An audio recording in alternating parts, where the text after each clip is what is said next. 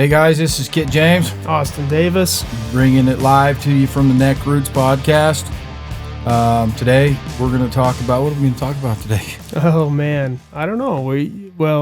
Obviously I'm going to have to share my racing story, and I think maybe something will follow into that. I don't know. Yeah, you know what? You guys want to tune in and listen good, because Austin just got back from California, getting back into racing. It was his first race back, so yeah, you'll have to share that for sure. Yeah, let's do it. So it was really like last time I raced National Hare and Hounds was 2017.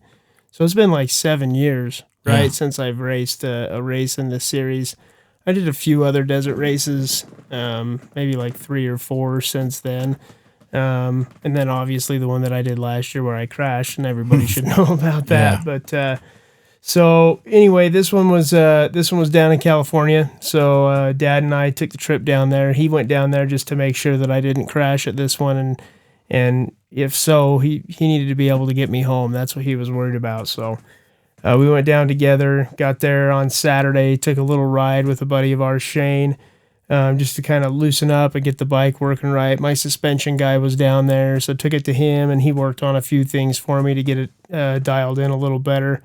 Still not where I want it, but it's better than when I when I showed up. So the next morning, the race was on Sunday. We get out, and in the morning you're able for the California races to go and run what's called the bomb. And the bomb is like the first, mile to 3 miles of the race. Maybe not 3 miles, but the first, length of the race where everybody's lined up and you're charging towards one trail, right? And the trail is at the end of the bomb, and the bomb run is just this big, huge, wide thing. You're just trying to get out there. So ran that for a little while, found my line, found what I wanted to do. It wasn't necessarily the fastest line, but I felt like, this is my first time racing expert, so it was a good line to choose, right? I wasn't going to get crowded out.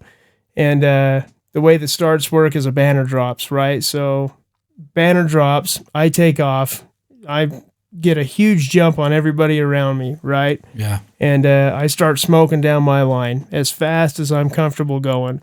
It was about, somewhere average around 60, 65 miles an hour. It's pretty rough ground, too. It's not a flat road. No, I saw it. It was whooped out. Whooped out, full of rocks, around bushes and everything, and got to the end of the bomb, probably in about the top 20, 25, somewhere around there. And then, which is pretty good because there's about 100 guys in that class, so not bad for my first time starting with the expert wave. And then we got about, I don't know, maybe a couple 100 yards past the bomb, and the trail kind of peeled off to the right. And a guy came in on me and kind of pushed me out of my line, right? And it got me enough off of the line and out of the trail where I ended up hitting a tree, dude. Oh, man. And I hit this tree, I don't know, 30 miles an hour or something. I mean, obviously I got on the brakes a little bit and then got back on the gas, because I didn't want to hit it going as fast as I was, and just went over the bars, right over the bars. I'm like, you've got to be freaking kidding me, dude. Hey, here we go again, dude. Yep. I'm 2 minutes into this race, and already I'm piled up on the ground, just like the last one. And that's part of racing, though, right? That's part of racing. So I scramble back to my bike, and since this is the beginning of the race, you do not crash at the beginning of a race. If you're going to crash, do it later on in the race when everybody's spread out, because right now everybody's close together. So I ended up getting passed by like 40 or 50 guys from this crash by the time I got my bike up and got it going, and it was kind of mangled.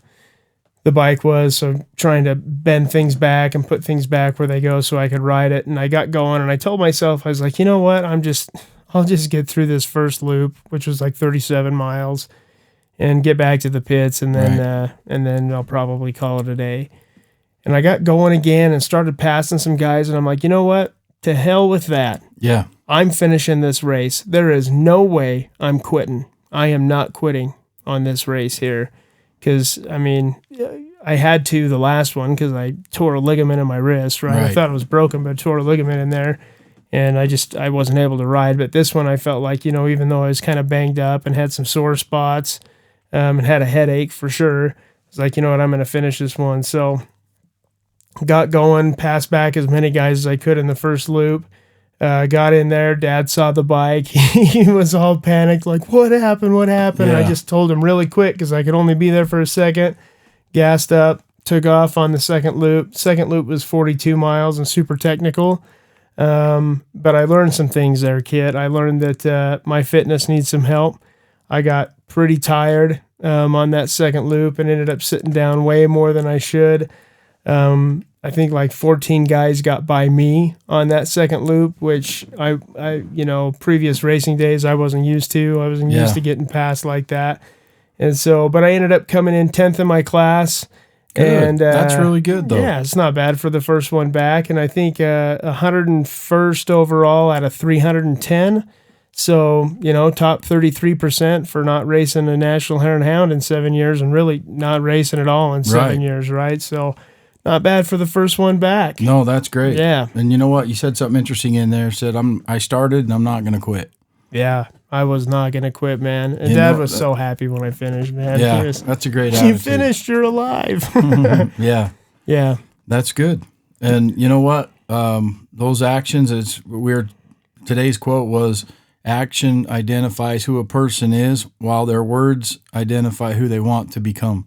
Gosh, I love that. Be. So, you know what? Your actions, when you start, you're going to finish. Even if you go head over heels over the handlebars, that's a good message. Yeah. And, I think, that's really relatable to things that we go through in our lives, right? Outside of racing. But, we all have these ambitions and these great ideas and these things that we want to do, right? And we're lined up and we're geared up and we're going to get ready and we take off, right? And we're like, okay, let's make this thing happen. Whatever it is for you guys. I mean, it could be starting a business. It could be going to school. It could be, maybe even a conversation with a family member that you haven't talked to in a long time. Like you're just trying to repair something, right? But we have these ambitions and we get going and inevitably, right, at some point you're going to fall, right? I mean, very rarely do you make it to the finish line in those type of things without falling down.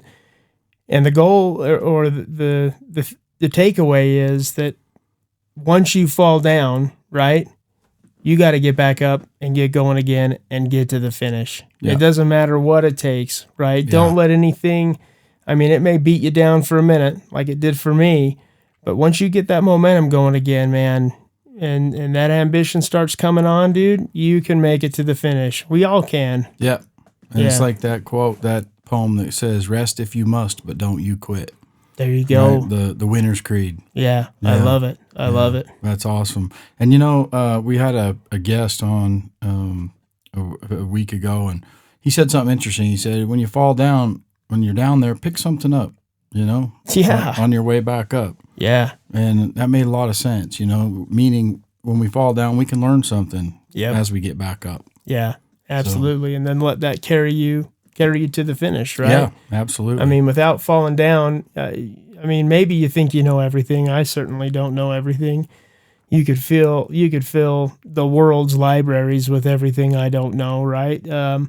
But we don't start out knowing everything, right? And those failures or those stumbles allow us to learn, like we've talked about before. And it's probably those setbacks that actually make it possible for you to get to the finish. Yeah, those setbacks set us up for a great comeback. Yeah, absolutely. Absolutely. And it feels good when the comeback is, man, anytime you see, just like the 49ers the other day, down 17. Yeah. Right? And they came back. Yeah. To win. It's like I was already counting the Lions in the Super Bowl. Yeah. Right? I think a lot of people were. And then it's like you look at it and go, wait a minute. The game's not over, man. The race isn't over. No, it's not over. Right? Yeah.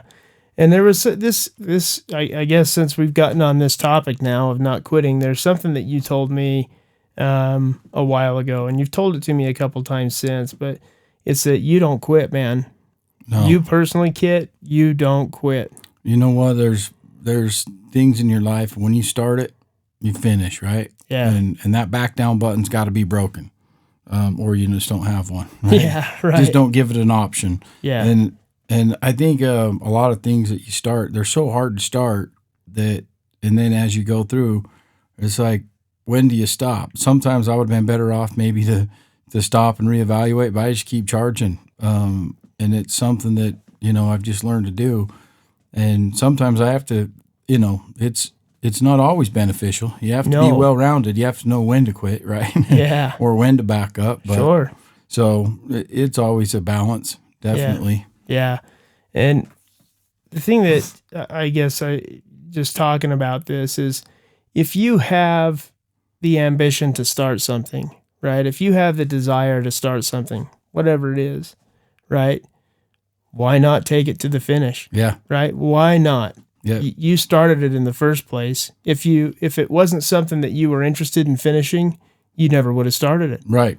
Right? So just by default, you ought to finish the things that you start. Well, you learn so much when you finish. Yeah. And there's always unknowns if you don't. Yeah. Right. And so if you start something, if it's worth starting, you're right. It's worth also finishing. Yeah. So, yeah. I love that. Yeah. If it's worth starting, it's worth finishing. And that way, at least right? Yeah. But there's always that unknown if you stop halfway through or a quarter way through. Yeah. And it's like that example. It's like, how long do you give your kid, when he's born to learn how to walk? Oh, most kids, they'll learn to walk around, 7, 8 months, whatever it is. Yeah, whatever. Right? And 18 months, I whatever. think girls learn to walk sooner than boys. But, yeah.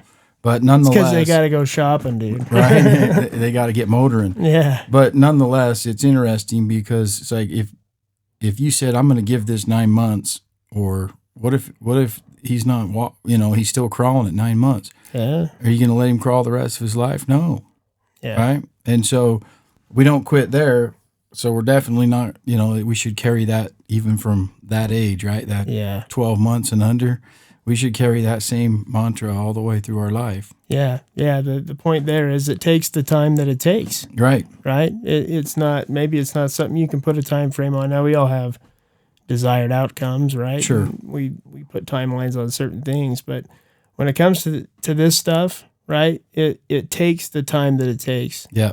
And at the end, there is a sense of accomplishment, right? There's good feelings that come by doing those things that you set out to do and seeing them through to the end.